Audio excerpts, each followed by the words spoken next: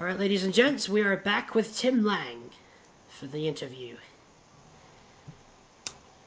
Okay, so we are now coming on to a section called In the Game Files. And we're actually going to start pulling up some pictures as references. Are you going to show those pictures too, so everybody knows what I'm talking about?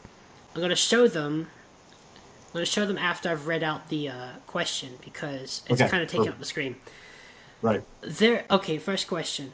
There are NPC/hireling portraits that resemble pretty much every monster in the game, including werewolves, rats, bats, cobras, headhunters, and all kinds of stuff. Were all of them intended to be used at one time or another? Not as hirelings. Most likely what that is for was the right-clicking on a monster and popping up a picture of him that says, information about him. Ah. Yeah, I don't think that was for like having a playable monster or anything like that, like they do.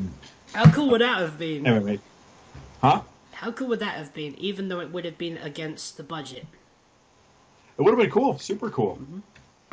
And that's always the thing you always gotta figure out is. Oh, we've got the resources. We could. Someone out there could we make have a the mod. time and the money versus, get done what needs to be done.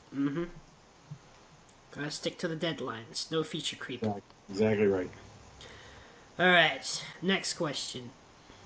Each of the playable characters has a set of unused sound files, including a "shut up" sound effect that was never used in the final product. What was that originally designed for? So there was a lot of planning about having not the NPCs, but the player characters talk to each other and react to certain instances, and you can still see some of that when you walk into a dungeon, and if it's a really high level or something, the character will say something like, "Oh, this is a bad idea," or "I got a bad feeling about this place." "I got a bad feeling about this." Yeah. And that's what that's from. And same generic answer, ran out of time. Ah, okay. Mind you, the game took quite a while to develop, didn't it? Yes. I started on it in early 96. And then we didn't ship it until... was it 97 or 98? It was 98. 98. So it was March of 98, and I started on it probably August or something. So and it was already in development before I started on it. Okay. At least a year, I think. Because when I was exclusively a tester, they were still working on it. Okay. Because I've heard it said that the actual development of the game started back in 1994. That's reasonable. Because it was meant to be a DOS game, but with the advent of Windows 95, I'm guessing that influenced the direction of the game's development. I thought it was a DOS game. No, I guess it wasn't. Well, it turned out to be a Windows game. Yeah. Yeah, because it took so long, and if it started in 94, then, yeah. I have a theory, and I want your opinion on this. Okay, all right. To make a good game great requires 2 extra years of development time. Yeah, I would agree with that, but it's not 2 extra years of no more new content beta polish. Because you could, if you add those 2 extra years, and then it's just, oh well, we've got 2 extra years. Let's add this feature and this feature and this feature. Then you're just gonna into a super goober. Yeah, you're gonna end up with a half-finished game of a ton of new features. Yeah, it was kind of like a Murphy's Law type of statement. Yeah, once you go to reach beta, the beta phase, where you're not adding new features and you're just polishing what exists and fixing bugs, then yeah, for sure. Okay, that's interesting. Next question.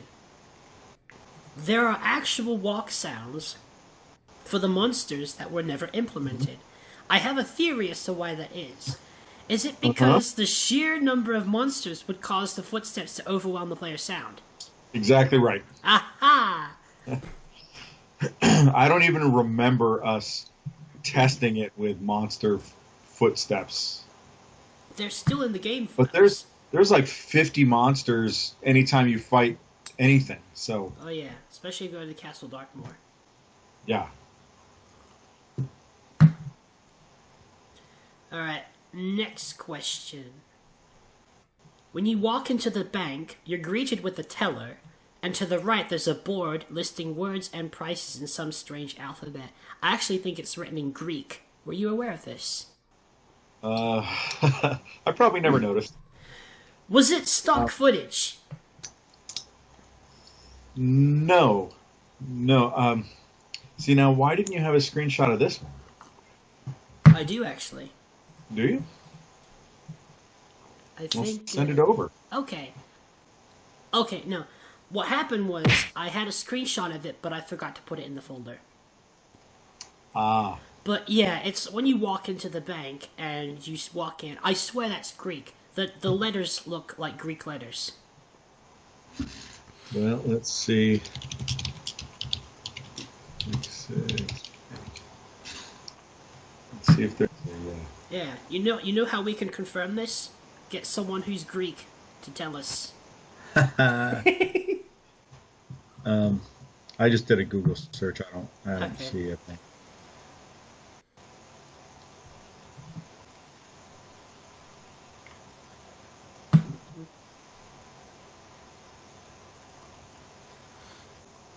Yeah, so send it over. Okay. What I need to do then is kind of shroud everything for a moment, because otherwise people can see my files and my desktop and whatnot. So, or I could just stop the recording and come back once I finished. Yeah. Okay. Or you just email it to me. And Yeah, I might do that instead, because we're on a roll. Might as well keep going. Okay, next question. I swear it's in Greek. It might be runic. Runic. Yeah. Yeah. I have to look at it, though. Yeah. To know for sure. Okay, next question.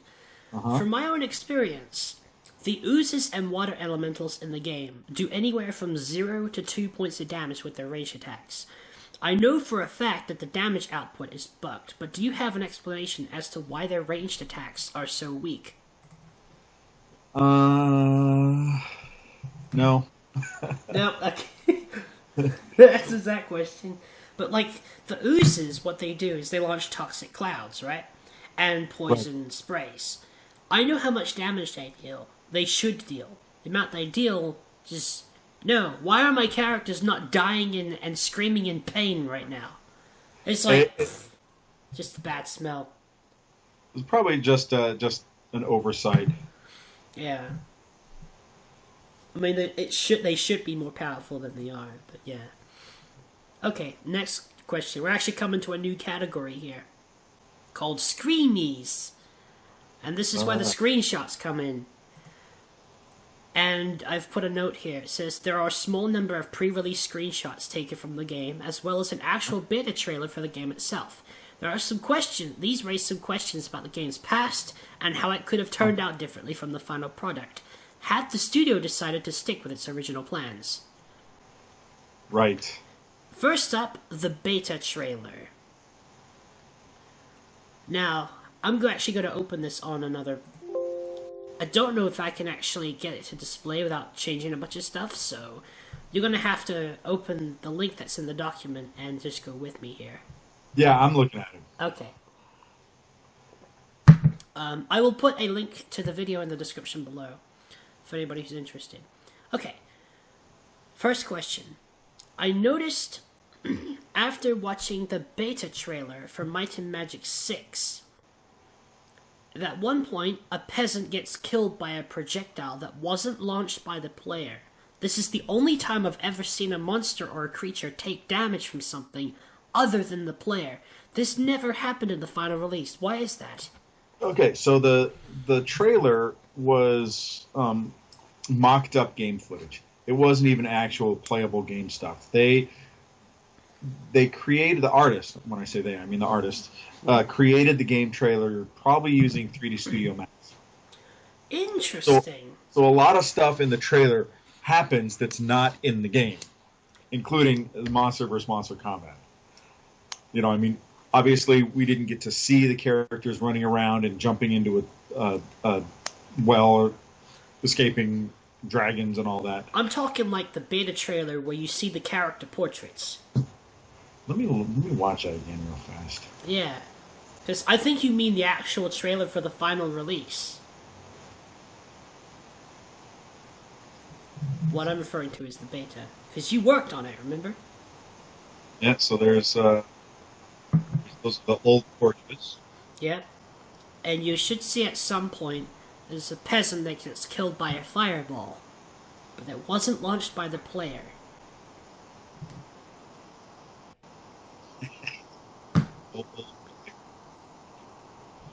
Brings back memories, doesn't it? Yeah, this music. You might want to get closer to the mic because you're starting to cut out a little bit. I heard that music so much I hated it. I thought it was beautiful. Oh well, yeah, you didn't hear it 9 million times. I think I did, but I still haven't gotten used to it. I used to listen on my way to school. I used to have it on one of those little CD players. Plug it in, put the headphones on. Okay, so the one you're talking about is right near the end, right? Yeah. And it looks like. Oh, okay. Yeah, he gets killed with a fireball from behind him. Remember that? That is actually a trap, I think. Really? Yeah, there was like, it's one of those things we were testing out. There was just a little emitter that was shooting out fireballs continuously. And yeah, and if an NPC got hit by it, they would see. That's interesting because they did not get hit in the final release. Yeah. I mean, there's a lot of like, we would use actual production levels as testing beds all the time. As we call them holodecks, but we'd use them all the time. Say, hey, let's try this thing out, and you know we don't have a test level to put it in, so we just let's throw it in New Sorpagal and see what happens. Wow! And mostly because New Sorpagal was the automatically first level loaded. So that's where we see a lot of stuff. Okay. Next question. There are dungeons and maps in the trailer that look completely unfamiliar. I can recognize only one of them, and it looks like a previous model of the abandoned Temple of Ba. Do you have any idea what the other dungeons were meant to be? If they have names, please share them. A little backstory behind them. So, prior to me coming on to Magic 6, prior to Might and Magic 6 actually being Might and Magic 6, there was a company in Wisconsin, or I don't know where it was. But it wasn't in California. And they approached New World to ask if we would be interested in publishing this RPG that they were working on. And that came with a certain number of levels and characters and things. And we took one look at it and said, this would be perfect for Might and Magic 6. We're going to buy you. And so we bought the entire company and moved everybody who was willing to move to California. And interestingly enough, I think most everybody on that early portrait is somebody from that old company. Really? Yeah. So I guess you could say that company was like an old world computing. Yeah, I guess. I don't remember their name anymore. But so we took what they'd already had and started making it into Might and Magic. And a lot of the levels that they created were extremely complex. They made it in this program called Lightwave, which we used a I'm few sorry, times. what was that? What's the name of the Lightwave. Lightwave, okay. Yeah, and they so a lot of those levels weren't necessarily appropriate for the game. Ah, okay. A few parts of them show up. The pyramid dungeon level in Dragon Sand was one of those. Oh. One of their levels. So a lot of the stuff that ended up in the game wasn't even created by New World Computing. Well, it was after we bought them. They became New World Computing. Yeah, but you know what I mean. It was originally designed by the by entire another game company. engine was not created by That is really interesting. and that's where those came from. That is really cool. But most of 90% of the levels that ended up in the game were built in my time when I started there, by the level designers you see in the credits, like me and Ken and Dave and Walt, Okay. Marcus, Bill. There were a bunch of I got to them. go through and remember all their names. Bill, Bob, Alpha, Charlie. Kate there before? We had this girl Kate who she was a tester. I don't think she came back as a designer though. hmm I gotta just as an aside. Yeah. Do you know? Excuse me. By any chance, do you know of a game called Pirates: The Legend of Black Cat? Yes. Yes, I don't think I played it though. I have a Or friend. if I did, I started it and never finished it. One of my friends lives in Las Vegas. He Mm-hmm. told me he actually beta tested that game, and I did not. When I first met him, I did not know he was the beta tester for that game, and I played that game a lot. In fact, I finished it. That was a Growing up, console game, wasn't it? it was for the PS2. Yeah, I remember it now. My friends played it. That's what happened. My friends played it. I watched it. Oh my goodness! It was just a shocker for me because like I just know this friend online and all of a sudden, bam! He worked as a beta tester for the game. Interesting. Yeah, his name is Chaz Dragoon. He has a YouTube channel. He used to make videos. Cool. Yeah, he played with RPG Genie a lot. Mm-hmm. Okay, next question. Okay, this would be a good time to pull up one of the screenshots for reference. If I can... Actually, no, this is still in the trailer. Pardon me. Right. Am I correct in the assumption that the outdoor map with the 4 statues was based on what is now New Sorpigal? Yes, that was New Sorpigal. Awesome. In a past iteration, it was New Sorpigal. Yep. Awesome. Okay, next question. In a past conversation, you said that you remember making this trailer. Did you produce the trailer yourself, or was it a team effort and you made some of the things that were showcased in the trailer? No, it was definitely a team effort. My boss at the time came to me. He might have come to a couple other guys and said, "Hey, here's Camtasia or whatever video capture program we had. Get me videos from this place, whatever, doing whatever." So I'd go in the game, the capture program, do what he said to do, Yeah. and then give him the files. Okay. And then somebody else compiled all those files together to make the video. And there's definitely some post processing in that to make it look better than it looked at the time. Oh yeah, because of the little thing that showed up at the end with the sword. And then coming soon, I don't know what it said, but it was like coming soon or something. Yeah. Or was that at the beginning? Oh, it might have been. Yeah. I It was don't at the feel beginning. like- Excuse me. Okay, new section. Now we're coming to the actual screenshots, finally. This one is about the one with the archers and the dragon. And this time, I'm actually going to show the audience.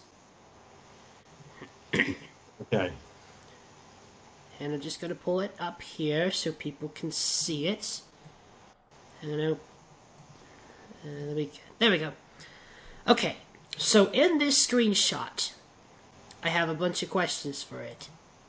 The first one says, the portraits of the 4 characters in this screenshot look like real people. We've already established that they're real people, but who are they? Okay, so yes, they are definitely real people. They are New World Computing employees, which was a thing that New World loved to do. Maybe they didn't want to pay real actors, but they took pictures of all of us. I think I've said before that all of the 6 nobles were New World Computing employees. Now, this particular screenshot, the first 2, the guy on the left, I remember seeing in the office. I don't remember his name. The next guy, I think that might have been Rob King. He used to have hair. Now he's bald. But I think it's either him or somebody, or maybe Ted. There was a guy, Ted. No, Ted was on the cover of the Heroes 2 expansion. Priceless Loyalty. Yeah, that was this guy, Ted. Okay. And he's like down with his sword and stuff. That was Ted. Ah, okay. They laid him off right after that released. Poor guy. The next one over is Phelan. She was she was an artist at the time. She was art director on Might and Magic 9. Very dry wit. She was really cool. She left and moved to San Diego. I don't remember where she went. And the final guy is Bob Young. Bob Young. He was one of the programmers, lead programmer, if I remember right. He was the master behind basically all of the game engine for Might and Magic. So if I had any questions about building levels and how the game built the BSP and hid stuff and didn't hide stuff, I'd go to him and talk about it. Okay. Now the last 2, Phelan and Bob, were definitely imports from the company we bought. The other 2 guys, I don't remember. They were all already there by the time I started. Okay. Alright, let's see. Next question.